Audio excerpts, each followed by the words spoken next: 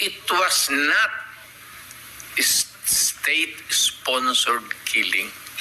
There was never an official order to the police and the military and to the agents of government to kill.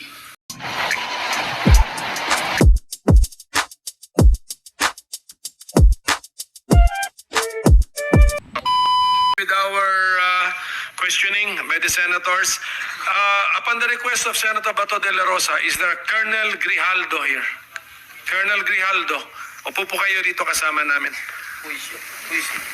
Wala, Senator de la Rosa will be the one to introduce him maybe when he asks questions too, directed to Colonel Grijaldo. Okay, pursuant to our guidelines, we will now commence the questioning. We will have to start with our Senate officers. So I now recognize Senator Jinggoy Estrada. You have 10 minutes, sir. 10 minutes. Thank you. Thank you, Mr. Chair. Some questions addressed to the former President. Mr. President, kanina pa ho kayo tingin ng tingin sa amin. Hindi kayo, lagi kayo tumitingin sa kanan. Hindi ho kayo tumitingin sa kaliwa. Nagpapansinan na ba kayo ni Senator De Lima? Walang maganda dyan. Dito lang. Anyway, Mr. Chair. to be serious, Yes, on a serious Mr. note, Chair, sir, I think, I beg Senator Jinggoy, the SP Pro Senator Tempore to lead us in setting the tone that this is not a laughing matter. I'm Yes, not, Salamat, Mr. Chair. I was not joking. I was just para ma-lighten lang yung mood, Mr. Chair. Anyway, on a serious note, Yes, okay. Mr. Continue. President, how do you assess the campaign against illegal drugs during your time, Mr. President? Do you consider it as a success, Mr. President? Mr. Senator, it is a continuing problem for the country and for the entire world. The drug problem is a very serious and pernicious, virulent ailment that the country is facing. Panahon ko and the previous presidents, yung panahon ko, hindi siguro ninyo nagustuhan, not you, yung the entire country, I am addressing the entire country. Baka hindi ninyo nagustuhan. But yun ang style ko. Sinabi ko nga, I tried to do the best that I could. Kung nagkulang ako, pasensya. Pero ang solusyon during my time was a call of duty of the President. Ako yun. Kasi ako yung presidente sa panahon ko. At hindi ako nagkulang, Mr. Senator. Nag-warning ako lahat narinig ng Pilipinas. Huminto kayo sa droga. Bitawan ninyo, drop it. Kasi magkakaproblema talaga tayo. Pag nakita tayo sa isang kanto at naghawak mo ang droga, problema na talaga yan. So, yun na, nagkakaroon tayo ng problema. May patayan. But it was not state-sponsored killing. There was never an official order to the police and the military and to the agents of government to kill. Andyan si Senator De La Rosa. Wala akong sinabi na ganon kasi abogado ako. Ang sinabi ko, yung sinabi ko nung nagtuturo ako sa Police Academy,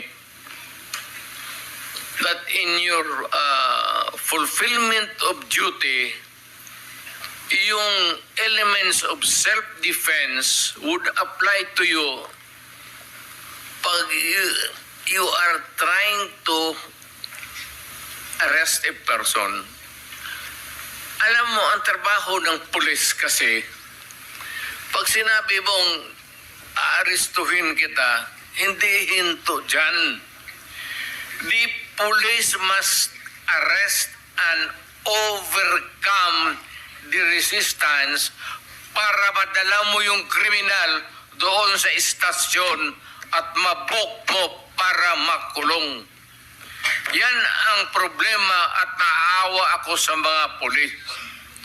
Hindi mo masabi, bitawan mo yung baril at pag hindi sumunod, sabihin lang ng pulis, o sige, bukas makita tayo dito, huwag ka nang magdala ng baril. Hindi yun ang tinuro ako sa kanila. Nagtuturo ako sa Police Academy. Yan lahat yan sila dumaan sa akin. Yan, because yan ang turo ng sa College of Law. That's the law. Kung ano yung sinabi ko sa police, batas yan. Walang compromise dyan when you are arresting a person. If he resists, pag ayaw magpa-aresto, you have to overcome him. His resistance. Ngayon, pag lumaban, nagkaletse-letse, may baril, may magpatayan talaga. Kaya yan ang problema ng pulis, kaya naawa ako. Kaya ako rin nandito, guns, siguro, paano na rin ng God sent yung invitation ninyo. Naawa ako dito sa mga pulis na tinatawag ninyo at inaano ninyo, yung trabaho ng pulis kasi involves personal contact.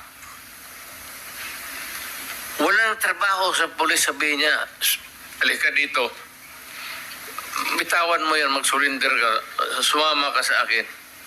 It is always a confrontation, and if the other guy is armed, there will always be kamatayan or injuries. Mr. President, if I may... Yes, sir. Kasi napapanood ko kayo sa TV nung hindi pa ako senator during your term na meron ho kayo sinasabi, ubusin ko kayo, papatayin ko kayo. Ano po ibig sabihin? Sino po yung uubusin ninyo? Sino yung papatayin ninyo? Ito ba yung mga user, mga pusher ng illegal drugs? Yes, sir. Lahat. Hold-upper, kidnappers. Hindi lang sa drugs? Hindi lang droga, sir. Mhm. Lahat po. When I was mayor, kalaban ko lahat ang criminals. Huwag naman yung mga estafa. Wala akong pakialam dyan. Yung mga tseke-tseke. Yung mga kidnappers, sa Mindanao po, marami yan. At yung mga lawless elements doon, when they go on a rampage, they take over the entire municipality. I-hostage nila yung municipality, yung bangko lahat doon, hino-hold up. At yung police hindi makagalaw kasi nakapalibot sila and there are civilians. And they cannot start a war because the civilians eventually will be killed in the process. Pati sila. Nung sinabi niyo pong uubusin ko kayo lahat, papatayin ko kayo lahat, ito ba ho yung naging resulta kaya marami hong naging patayan, Ginoong Pangulo? Literally, yes. So, pero wala ho kayong inuutos sa mga dating chief of police ninyo, Sir. chief of PNP na pumatay. Warning lang na istorya mo lang yan, sir. Chismis lang ho. Alam mo, pagka mayor ka o presidente ka, pag sinabi mo, Hoy, huminto kayo dyan. Masama yan, illegal yan. Walang mangyari sa syudad mo. Pag sinabi mo, ina kayo, huminto kayo, papatayin ko kayo. Pag hindi sila huminto, of course, the police would come in. Sabihin ko sa police, pag naghawak ng baril, ito yan sila, dumaan yan sa Davao lahat. Koy, pati, ito, si Danao, lahat yan sila, dumaan ng Davao. Ang order ko talaga sa kanila, pag maghawak ng baril, patayin mo na para one less criminal. Bukas mag-hold up na naman yan, may poproblema na naman tayo. Ganon rin sa pusher. So, Ginoong Pangulo, nung mayor po kayo ng Davao, do you confirm the existence of the Davao Death Squad? No, sir. Wala po Wala. Davao Death Squad. So, ano po yung iniimbestigahan ni former Senator De Lima nung siya chairperson ng Commission on Human Rights? Ang iniimbestigahan po niya yung DDS, if I'm correct. Am I correct? I don't know how the term was coined. Senator De Lima, were you investigating the Davao Death Squad when you were chair of the CHR? Yes, that was the But focus. the former president doesn't confirm the existence of the Davao Death Squad. That has been his position nung tinanong ko ho siya, nung nag-appear siya sa public inquiry, that there's no such thing as DDS. But there are people, there are witnesses who said that there is such a thing as Davao Death Squad. It may not be the correct term, or it may not really be or explicitly called the Davao Death Squad. Who But, euphemistically. who coined that name, that phrase, the Davao Death Squad?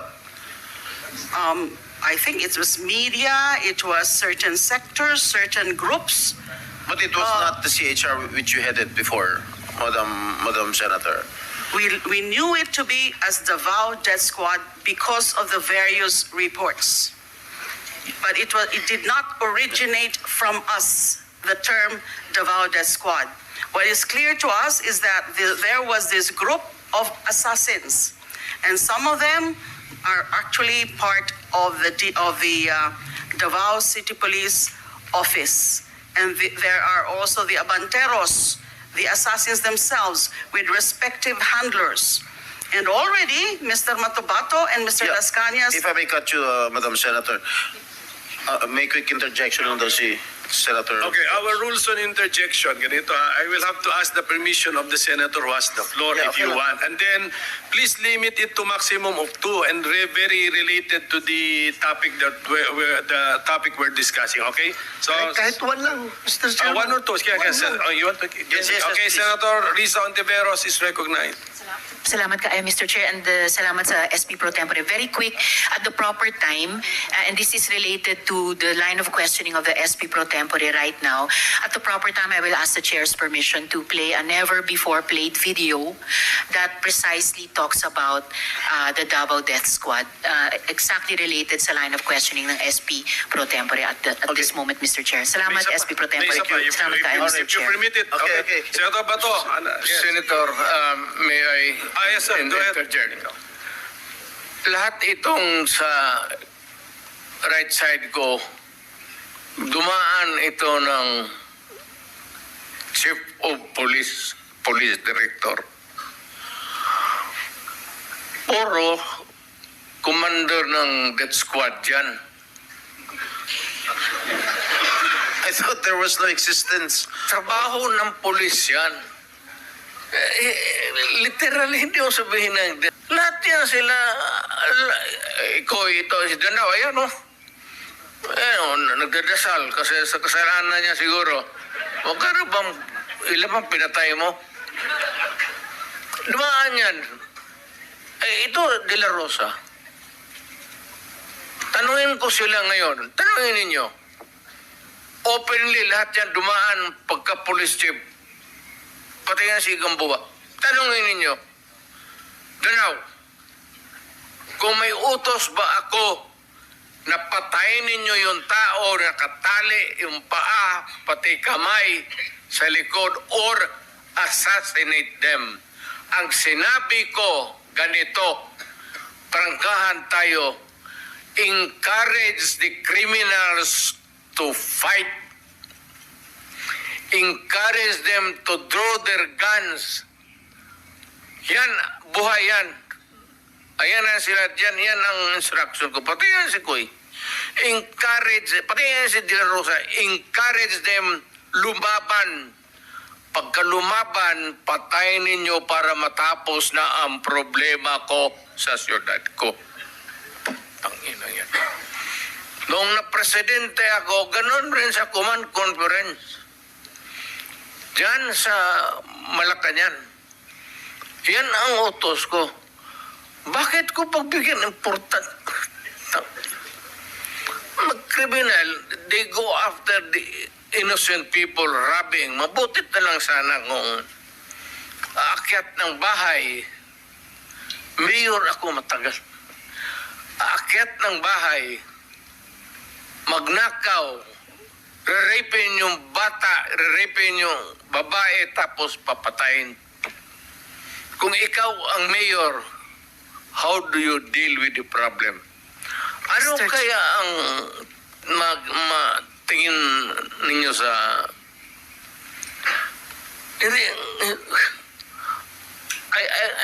I'm sorry to tell you, I'm sorry to express to the nation. Unforgiving ako, hardliner, alam nila yan. Pati police alam nila. They are not really siguro to talk about it. Sinabi ko yan sa mga police, putang ina kayong mga police, pag pumasok kayo dyan sa droga, kayo ang mauuna. Mr. Chair. No need to strike it out if that is the real way that the mayor then phrased his sentence. Okay, as chairman, Mr. President, fact-finding muna. General Gamboa, you were formerly Chief of Police of Davao. Lahat yan sila. Yes, answer. Yes or no? Yes? No, sir. No. Okay. General Danao, former Police Chief of Davao? Yes, sir. Okay. General Sinas, former Police Chief of Davao? No, sir. No. Catalino Coy, former Police Chief of Davao? Yes, Your Honor. How about Karamat, former Police Chief of Davao? Ha? Sa mic, sir? No, sir. Okay, para klaro. Okay. Sige, just- Ako, Mr. Chair. Floor, Senator, Mr. Chair, that's the ako. floor. Okay. Ako, hindi mo ko tanungin? Yes. We need to. Chief of Police ako lang Because daw. alam ko chief ka ng police, but former chief Yeah. of Davao. Yeah. Okay. And Mr. Chair, Sige, kanina, he's you allow allowing me you. Sige, short, one. All right. short introduction. And, Mr. Chair,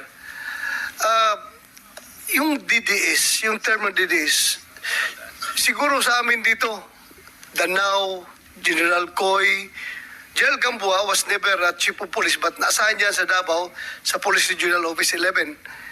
Ako, assign ako ng Davao as City Director. At doon ako nagsimula yung career ko sa Davao City. Just this weekend, Mr. Chair, in-interview ako ng mga media ng Davao nung umuwi ako. At harap-harapan, sinabihan ko sila, kayo kasi, mga media ng Davao, kayo nag-imbento ng term ng Davao Death Squad. Pag may namatay, binabalita kagad yun, Davao Death Squad, Davao Death Squad. Kayo ang nag-imbento ng term na yan. Sabi ko sa media ng Davao. And later on, one of the media ng Davao, dinibunk yung aking statement. Sabi niya, sir, with due respect, bago namin yan na-create yung term na yan ng Davao Death Squad, meron kasing isang namatay, sir, may isang namatay, binaril, may nakalagay doon na placard na Davao Death Squad. Kaya doon nag-start yung paggamit namin ng term ng Davao Death Squad. So therefore, sabi ko, okay, I will correct my statement. Hindi kayo ang nag-imbento, but kayo ang nag-propagate ng word na yan. So yun na, lumaki na nagiging ginamit niya. Pag may binaril, sabihin kagad, Davao Death Squad. kahit na binaril dahil jealousy ang motibo, or kaya malaking utang, nakadispal ko ng pera, binaril, didiis kagad ang pinapalabas na term. So, yan na, lumaki na yung pangalan na Davao Death Squad, Mr. Chair. Yan na po yung intervention niyo po. Yan, na yun na. Thank you. Sige po, before I return the floor to Senator Estrada. Doon sa umami na naging chief, sino? Chief Catilino Coy, naging chief ka. Danao, naging chief kayo. Do you mind or don't you mind having been called as the head of the Davao Death Squad by the former president? Kung gano'n, sir. So it's just a matter of taking things on your hand. If you will take it literally, yung sinasabi niya sa media. Kung ano yung sinasabi niya ngayon, sir, yun na yung sinasabi niya. Pero yung kamong sasabihin niya na, o Danao, patayin mo sa ganito, there's no such thing, sir. Na gano'n. So walang ganong nautos. Is there a danger that your men will incorrectly interpret what the mayor was saying? Well, nung panahon ko, sir, as city director, I don't deny, sir, that there were some killings. Pero talagang ang tao ko, sir, ilan din ang na-hospital dyan. Even in my term as my regional director of 4A in NCRPO and MPD, on record yan, sir, nasa hospital. Hindi lang, sir, nasa hospital, kundi namatay yung pulis natin. So anong gagawin, sir, ng pulis pag ikaw ang nasa sitwasyon namin, sir? Are we going to allow just to kill the PNP there? So siguro, sir, maging emotional man tayo rito, sir, pero kami po mismo is nasa front line in enforcing the law. Pero there's no such thing as sabihin na patayin mo lang si ganito, no. Walang ganon, sir. Sige. Can we hear from Catalino Coy? Thank you, Mr. General, Chairman. yes, General. I mind very much me being associated with the DDS because during that time when I was the city director of Davao, it was really a problem for us, especially the unsolved killings. Actually, we had a case in Ombudsman because of that, because of command responsibility. It is really a challenge for the PNP to investigate those cases because even the relatives of some of the victims refuse to cooperate. And we believe also, and there was a suspicion that there were really some PNP personnel and even some civilian individuals who are involved in those incidents. Thank you, sir. Okay, Senator Jingo, you have last 5 minutes. Thank you, Mr. Chair. You want something? Yes, Mr. Chair, if with the indulgence of the SP Pro Tempore. Yes, Senator Risa. Opo, Mr. Chair, kasi siguro napansin pati ng former president yung shock ng lahat. Bakit, sir, yan ba ang trabaho ng pulis na pumatay ng mga suspected criminals? Sir, yung mic nyo. Paglumaban. Bakit Iba sila po yung pagka-express kasi kanina, so I had to clarify. Bakit Salamat, sila- SP Pro Tempore. bakit sila Salamat, Mr. mapapatay? Chair. No. Hindi yan ang tanong ko. Talagang napaka hindi magandang impression po ng mga statements kanina. Kaya I appreciate the candor of Yusek Kuy at pati kanina ni General Danao Look, ma'am, about it. may I Salamat kayo, Mr. interrupt Chair. you I'm done, Mr. Chair. for now. kindly? Go ahead, sir. Itong mga to, ma'am, galing ito ng mga sa Academy PMA. Hindi ito mga bubo. Hindi rin ito papayag na utusan mo ng illegal. Doon nga sa Academy nila, sa PMA, they are from there to, yung ano talaga yung batas. Kaya pag inutusan mo yan, sabihin mo, patayin mo, sabihin, sir, mukhang hindi pwede yan, sir.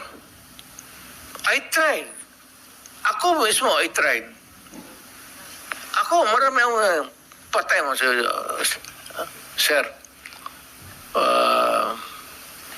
Kulong mo na lang natin, sir. Sabi ko siya, siguraduhin mo lang na hindi ma-release. Kasi gagawa ng kalukuhan yan uli. And they will mag-hold up na naman yan.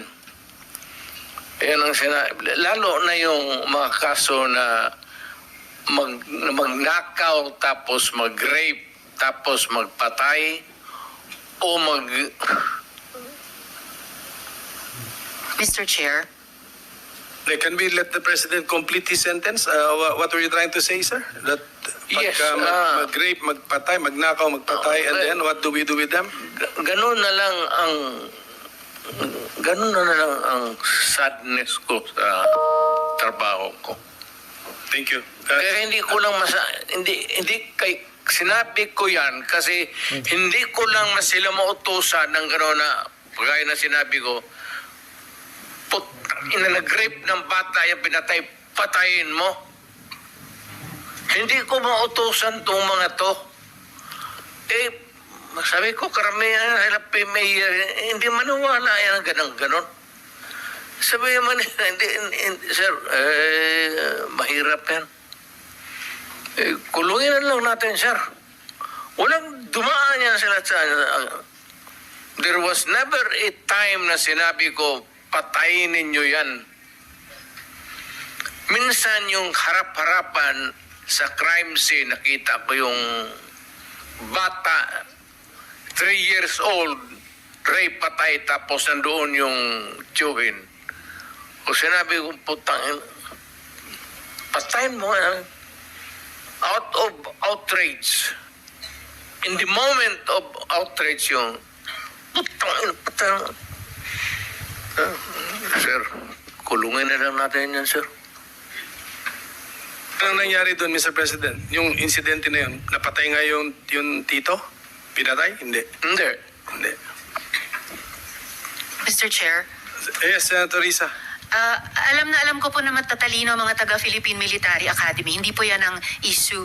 Ang kinaklarify ko po ay kanina sinabi nyo na in-encourage nyo ang PNP na i-encourage yung suspect na lumaban Yes. para mapatay, para Yes. masabing nanlaban. Correct. Correct. Para Ito sa very ma-minimize. incorrect. Correct, yes. Very incorrect po, if I Yes. may say as a It's not civilian, a- sa well, professional police. It Sinabi depends tayo, on, Mr. Chair. ano na natin yan, ma'am. That's your view, that, right? It's not my view Hindi only, ka Mr. dumaan Chair. ng- Thank you for hindi ka putting it on dumaan record. Pagka-mayor, pagka-prosecutor. Ako, alam ko, dumaan ako, prosecutor, mayor, presidente, alam ko ang trabaho ko. Yes, Yan ang salamat kayo, totoo Mr. dyan. Chair. Hindi ka nagdala ng syudad eh. You never Totoo had po, a Mr. chance Chair. to solve the problem of the community. Thank you, Mr. President. Thank you for putting it on Hindi record, tayo Mr. Chair. magkaintindihan dyan. Senator Estrada has the floor. Thank you, Mr. Chair. At Alam kung niyo, pabalikin ako, sir, gagawain ko uli yan. Dublado. Your Honor. silence please. Osaha, silence the gallery and those who will do that again, exclude them from the hearing hall. Gallery, please do not encourage me. Okay, Mr. President, it's now Senator Estrada who has the floor. Thank you. Thank you, Mr. Yes, Chair. sir. Alam niyo po, nag-mayor din po ako ng San Juan, kaya I know where the former president is Marami coming ka rin from. siguro pinatay, sir. Alam ko. Mr. Chair, Mr. President, bibigyan ho namin kayo ng pagkakataon to air your side dahil nung napanood ko po yung mga revelations ng mga resource persons sa Quad Committee sa House of Representatives, marami po mga revelations po ang mga naglabasan, katulad po nung kay Colonel Garma. Ang sabi po niya, she received a call from you sometime in May 2016. Can you confirm this, Mr. President? Ay, hindi ako tumatawag ng polis. Bahay? Yung sabi niya doon sa bahay?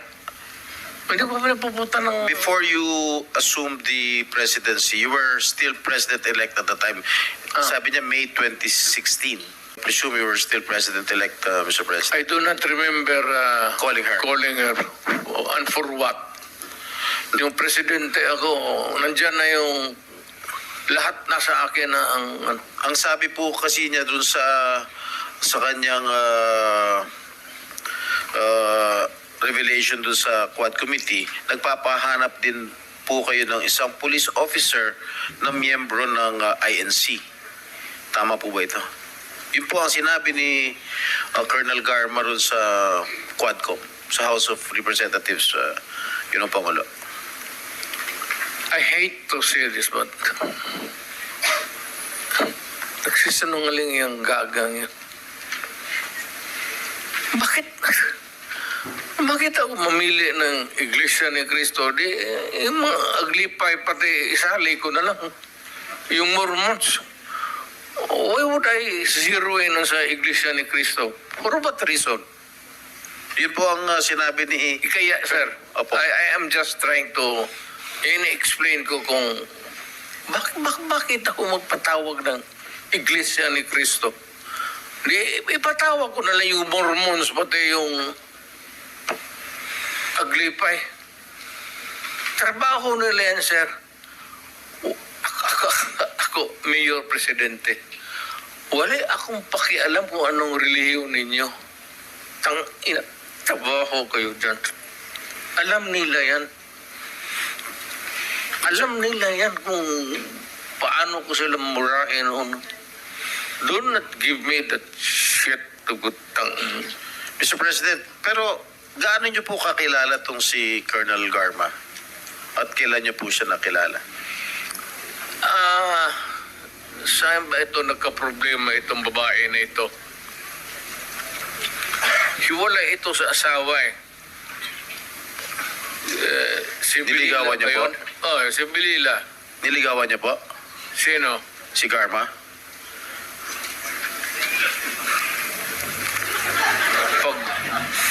Kung wala na siguro akong ibang makita siya. Hindi sir, ganito naman. Hindi ko naman inaano, but alam mo kasi pag tao ko, alam nila yan. Parang close mo talaga kasi ganun ako magtrato dito sa pulis eh. Ito sila sir, mabutit nandito kasi puro dumaan ito sila sa akin. Ganun talaga ako Pero bakit ho siya nagsasalita ng nagbibigay po ng revelation doon sa Quadcom at sinasabi niyo hindi po totoo na tinawagan niyo po siya noong May of 2016 at nagpapahanap po kayo ng isang police officer na miyembro ng INC. Hanggang yun sir, it's a mystery to me. Bakit ko siya tatawagan at bakit ko sabihin sa kanya maghanap ng Iglesia ni Cristo na marami namang pulis sa Davao na membro ng Iglesia ni Cristo?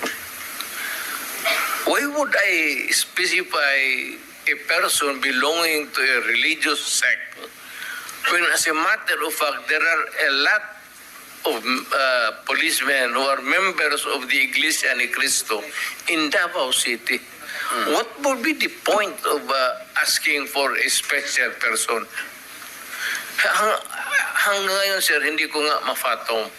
So sabi ko, well, I don't know, but it's a lie. Or making up stories. I don't know what she's driving at o ano ang gusto niyang Motibo. ipalabas sa at the end of the story. Mr. President, kilala niyo ba ho itong si General ba ito? Leonardo? Colonel Leonardo. Yes, sir. Sino po ang nagrekomenda sa inyo na i-appoint po si General Leonardo? Kasi base ho rin sa testimonya ni Colonel Garma, siya yung nagrekomenda kay Leonardo sa inyo para i-appoint. Totoo po ba? Wala, sir, kasi alam mo, I cannot create a unit sa police because we do not have that kind of authority now.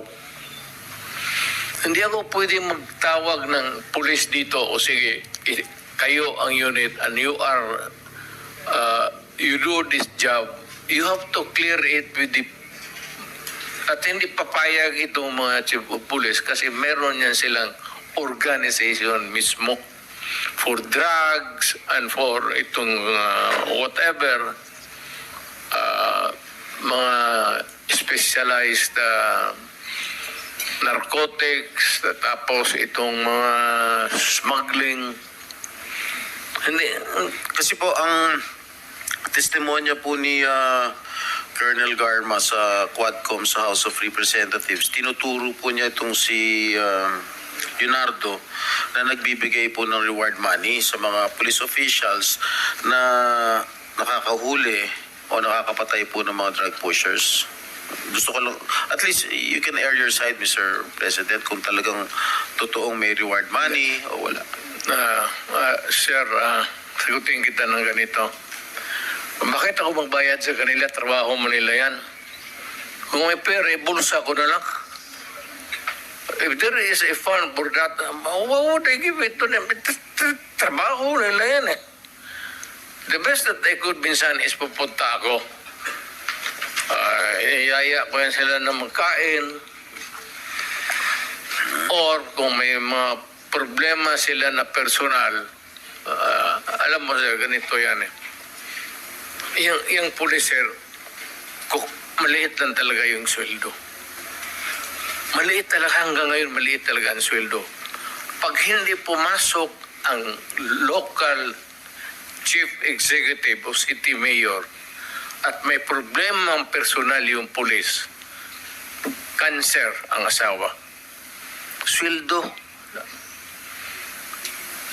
Walang ibang puntahan yan, ikaw. Pag hindi mo tinulungan ang policer, patay. Yung sweldo nila cannot cope up with the demands of mga problema. Minsan, yung tanungin ko, ilan ang anak ko? Magsabi ko, alam nila yung estasyon. Sa estasyon nila, yung station commanders yan sila. Tapos magtanong ako sa isang polis, ilan ang anak mo? Sabihin, 6. Sir, ito prangkahan. Nagagalit talaga ako. Putang. Sildo mo ng ganon, tapos sige ka, putulin ko yung, barilin ko yung, ganon. Nandito man sila, sir. And you can ask them. Stricto ako sa kanila, pero kaibigan ko sila. Ano ako sa policer? Because pagka may problema sila, nandyan ako sa kanila.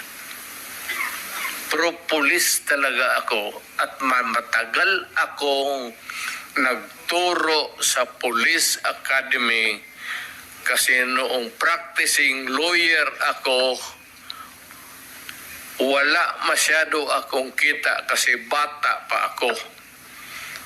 At maaga akong nag-asawa, magkaroon ako ng anak, kulang panggatas, kaya ako nagturo sa academy, kaya yan sila dumaan lahat sa akin.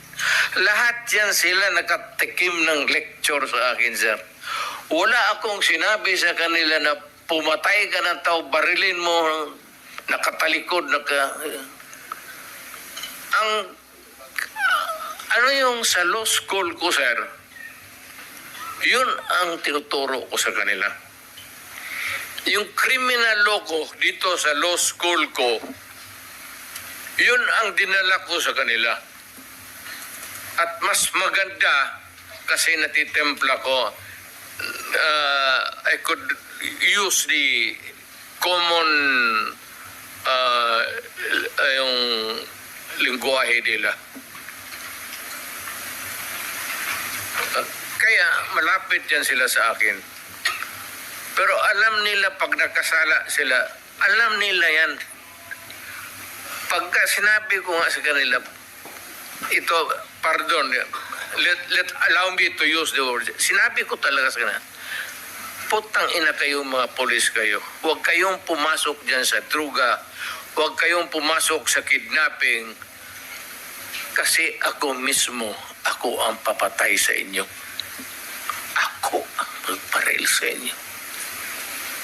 Totoo yan, sir. Ano yan? Buhay man sila lahat. Sabi ko, putang ina, huwag kayong pumasok dyan. Let's say kayo. Papatayin ko talaga kayo. Kaya yung pulis na nagkasala, sir, mga ganon, either pagka nagkasala, mawala. Mawawala po. Oo, yan. Tarangin mo yan sila. Kasi sabi ko, papatayin ko talaga. Putang ina, pag nakita kaya patayin kita. At kung tanungin mo ako, sir, na may pinatay ako, hindi man ako ang iniimbestiga ngayon. So, hindi ako sabi ng totoo. Mag-line na lang ako kay... Di, ako na lang po magtatanong, meron na ba ho kayong pinatay, Ginong Pangulo?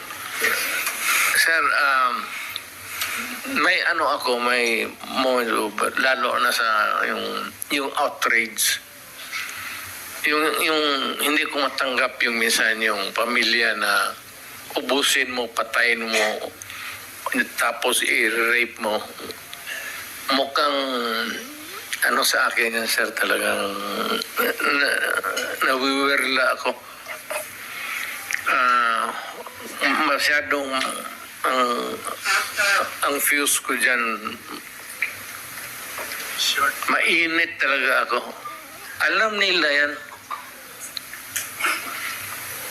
Kaya behave. Sir, ito tanongin mo, prangka-prangka. Nandito, or citizens of this country, anong pinaka-safe na city for the longest time hanggang ngayon? Tanungin ko kayo. Noong panahon po ng tatay ko, San Juan po. Kasi sir, binaback-upan ako ng tatay mo. O, totoo. Huwag na lang tayo mag-ano. Ilabas na lang natin. Ang sabi ng tatay mo sa akin, sir, you do what you have to do to make your city safe. Kasi ang Davao nababalitaan na maganda. Kaya ang Davao nag-flourish. Kaya ang Davao malinis. Kaya ang Davao ngayon, anytime maglakad ka, walang gagalaw sa iyo. Alam ng tao kasi pag magkamali sila, hindi yung police, they have to deal with me. Dapat ako ang imbestigahin dito extrajudicial killing. Wala yan sila. Ako mismo ang... Mr. President, noong time na mayor ka, merong pulis na nag-involve sa droga sa Davao? Marami, sir. Oh, what happened to them as far as you know, Mr. President? Ayan sila. Sila ang may alam. O sige, tanungin natin sila. Mr. Sinabi ko. Sige. Sabihin mo, 24 hours, sabihin mo sa putang inang polis mo. Pag nakita ko yan, patayin ko. Sige pa, I will now take the time of Senator Estrada. So, sino yung... Huwag lang, sir. Huwag ka na lang lumayo. Yan yung katabi mo.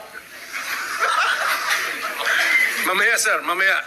Unahin ko muna itong bisita natin because we will always be with him. So, we have lots of opportunities to ask Senator Bato. He is the best performer, sir. Kaya na senador. Mr. President, can I ask ito muna sila, no? General Gamboa, Your Honor, hindi ka man nag-chief ng Davao, but tama na dumaan ka rin sa Davao sa career mo. At ano highest ang position mo po dun sa Davao? Yes, sir. I was the official spokesman of the regional police regional office 11 for 2 years. Regional. Yes. How about the city level? Wala, sir. I was never assigned the city office. How about General Sinas? Sir, you were never chief, diba? So, dumaan po ba kayo sa career ninyo sa Davao City? Okay. How about si General Karamat? Hindi, sa mic, sir, para naka-record. Never? Sa career nyo? No, Mr. Chairman. So only General Gamboa pa sa regional level. What's the pleasure of Senator De Lima? just one or two sentences, Your Honors. Okay, please, go ahead. We all heard from the horse's mouth that there are indeed death squads and pointed to certain former PNP chiefs or chiefs of Davao. These are very clear. Davao Death Squad to liquidate criminals, suspected criminals. Inducing, encouraging, and prodding people to kill directly or indirectly is not part of the duty of an executive official, whether it is mayor or president. Malinaw po, yung Davao Death Squad andyan. Marami pong sinabi dyan tungkol sila Matabato and Las Cañas. And Colonel Garma has confirmed that there is such a group, only that there is covered by code of silence. Hindi po madali talaga ang kumuha ng mga pag-aamin sa mga police officials na sila ang mga inutusan para pumatay. Ang dami pong mga dinarate sila Matabato and Las Cañas tungkol sa mga specific cases of killings na yung order either pinapadaan kina Sonny Benaventura or kay Las Cañas, and at times even from then Mayor Mr. Chair. Duterte himself. I'm sorry to interrupt. Thank you, ma'am. Good Senator. Yes, you have the floor, you have the floor. Go ahead. The former senator is jumping into conclusion. Let the committee decide whether indeed there is an existence of the Davao Death Squad. Senator Estrada, may I Yes. just... Go ahead, sir. Yes, Mr. President. One statement. Kung lahat man ito, kung totoo, palayan niyo ako ng kaso. May korte. At sinasabi ninyo na bakit ninyo nalaman na matay, na ganun-ganun. So, ibig sabihin may witnesses kayo. O, yung file the case in court or file the cases in court. Sabi ko nga dito sa ano ko, mine and mine alone. Gusto ko ang syudad ko maganda, malinis, at livable. At sa awa ng Diyos, ako ang nauna sa Pilipinas. Alam mo bakit, sir? Ako po'y empleyado lang ng gobyerno. I started as a prosecutor. Kaya kapa ko yung kriminalo, pati yung mga criminals. That is why, Mr. President, I was asking during my line of questioning a while ago, addressed to former Senator De Lima, why did she not file cases when she was the head of the Commission on Human Rights? She investigated, allegedly, the DDS, if there is a right term for it. She did not file any cases. You were present, Mr. President, when Senator De Lima, or when she was the chair then of the CHR, you were present during the investigation, if I am not mistaken, Mr. President. Yes, sir. And the president, when I asked him, denied that there was an existence of the Davao Death Squad. My question lang, Senator De Lima, bakit hindi kayo nag-file ng mga kaso kung talagang naniniwala po kayo na meron ho talagang death squad? Why did you not file cases immediately when he was just still a mayor? Yes, Your Honor, nasagot ko na po yun. Hindi mo kasi Dahil nasagot yung mga pwede talagang mga maging witnesses ay hindi pa willing, takot pa na mag-testify against the former mayor. All right, when you were Secretary of Justice, you had all the power. You were a very, very powerful cabinet member under the Aquino administration. Why did you not pursue it? Because at that time, wala na nga akong nagiging resulta ng mga nagiging investigation din. Because again, Madam Senator, you were a very, very powerful member of the cabinet during the Aquino administration. You had all the resources. You had the NBI at your disposal. Lahat ng mga government agencies were under your disposal. You had the ear of the president. Bakit hindi kayo nag-file ng kaso laban kay Mayor Duterte? at that time, the relevant, real evidence, testimonial evidence, wala pa po sa aking disposal. Although I did try, yung sinabi ko po kanina, na rinifer ko na muna sa NBI. So, kaya lang, yun ang naging report, binalik nila sa akin. Now, they're trying, pero nahihirapan din sila na i-access yung mga witnesses. Mr. President, Kayo, yung Mr. Chair. sinasabi po kanina ni former President Duterte na Davao is the safest city, I think that is belied by statistics. I don't have the exact statistics now, but I read certain data. It's not the safest city. It has So what is among the safest city, highest, as far as you know? I would not know. It was it registered as among those with highest data on killings or murders. So how can it be a safe city? Mr. President, Mr. Chairman, with the permission of Senator Jinggoy? I think the former president wants to answer the accusations. These Mr. statements. President, of former yes, you're senator. recognized. Maraming namatay, sir. Marami talaga. Thousands, I would say, from yung naging mayor ako. Marami. Ito yan sila. Dito yan sila lahat.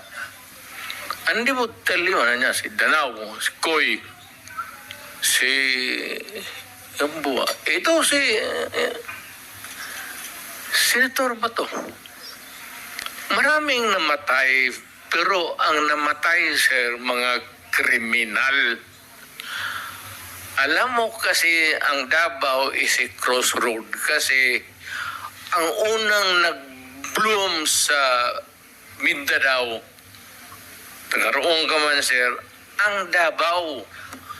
Kaya saan yung progressive at saan yung pera negosyo, nandoon rin yung mga kriminal kasi ang negosyante pati ang kriminal magkasama yan. Kung saan yung pera, mga negosyante, nandoon yung mga kriminal. Kaya ganon. Kapag kabubo ka na mayor at hindi mo takot kang makulong, ako, di makulong, di makulong. I can make the confession now if you want. Mr. Chair. Talagang niyayari ko. Pero wag mo naman mga pulis kawawa naman. Ha? Meron akong death squad. Pero hindi yung mga pulis. Sila rin yung mga gangster. Yung isang Mr. Chair. gangster, utusan ko. Patayin mo yan, kaya kung hindi mo patayin yan, patayin kita ngayon. Bakit mo isakripisyo yan sila? Alam mo, sir, ganito, ha? Mabutit na lang nandito if you give me time. Ang pulis, sir, kawawa. Hindi mo alam, pag ito, nandito itong mga... Pag ang pulis na pailan ng kaso, sir, suspended yan. Wala ng pagkain yan sa... The day that the suspension is issued, that day ang pulis wala ng pagkain, ang mga pamilya nila wala ng pera, ang mga bata wala ng pamasahe, hinto lahat. Paralyze ang pamilya ng pulis. Hindi ninyo alam yan. Kaya may kaibigan kayo ng pulis, tanungin ninyo. Yan ang buhay ng pulis. Kaya protektado ko yan sila. Pagka in the fulfillment of duty, sabi ko sa kanila, magpakamatay ako sa inyo. Pero pag nag-abuso kayo, nagpatay kayo ng tao, nag-hold up kayo, nag-kidnap kayo, putang ina, ako mismo ang papatay sa inyo. Mr. Chair. Mr. President, Kayo Mr. mapaulit. President, okay, ako muna may tanong. Kasi medyo nalito rin po ako. So, ibig niyo sabihin na gusto niyo proteksyonan yung polis, ayaw niyo silang gamitin sa maipit sila kasi kung masuspend sila, kawawa pamilya niya. Tapos nabanggit niyo, may sarili kayo ngayong tinayo na hit squad. Is that what you're trying to tell us? Para hindi po kami nalilito po. I mean, can we be very clear? Hindi naman Sa salitang ano po ito? Salitang diretso. Opo. Hindi naman death squad. Basta alam ng tao sa Davao na nandyan ako at magkamali ka and you commit a heinous crime at walang mapuntahan yung agrabyado. Ako yan. And then how do you remedy the situation, Mr. President? Or how did you remedy those situations na nalapitan ka? When I am called for another investigation, sir, sabihin ko, hindi ko man ito drama. Tanungin niyo ako ulit, tapos, well, my experience, 73 years old na ako, sir. So, in a few years, 2-3 years, may sakit na rin ako. Gusto ko iwanan yung lahat para malaman. Thank you, Mr. President. Just one last statement. Last, Your Honor, I cannot help myself. No, excuse me. Senator Estrada has the floor. Merong intervention gusto rito. If you will Sige, permit sige. it. Okay. Okay, Senator Bato, go ahead. Yeah, I just would like to put on record na the statement of our resource person, Attorney Laila de Lima, that Davao, dinidisclaim niya palagi na Davao is not the safest place in the Philippines. So what does that make of all these awards that was received by Davao City? Not only the LG of Davao City, the Davao City Police Office ay palaging Best City Police Office of the Year. Halos forever na eh. Kaya there came a point na yung Davao City Police Office ay hindi na sinasali sa best competition as far as unit performance is concerned dahil yung ibang mga syudad hindi na makakatanggap ng award dahil Davao City palagi na nanalo based on record yan sa Camp Crame. Ngayon, ako mismo, I'm from Davao. I can tell you, Davao City is the safest place anywhere I go in the Philippines. The safest place for law-abiding citizens and the most dangerous place for the criminals. Talagang pag gumawa ka ng krimen ng Davao, pulis ako ng Davao, hahabulin talaga kita. Hahanapin talaga kita, Mr. Chairman. Pag ikaw gumawa ng krimen sa aking syudad, hahabulin talaga kita. Kaya po, Mr. Chair. ay para pagbigyan sila. Thank you for watching, guys. Just click on my YouTube channel, Al Johnny Rick.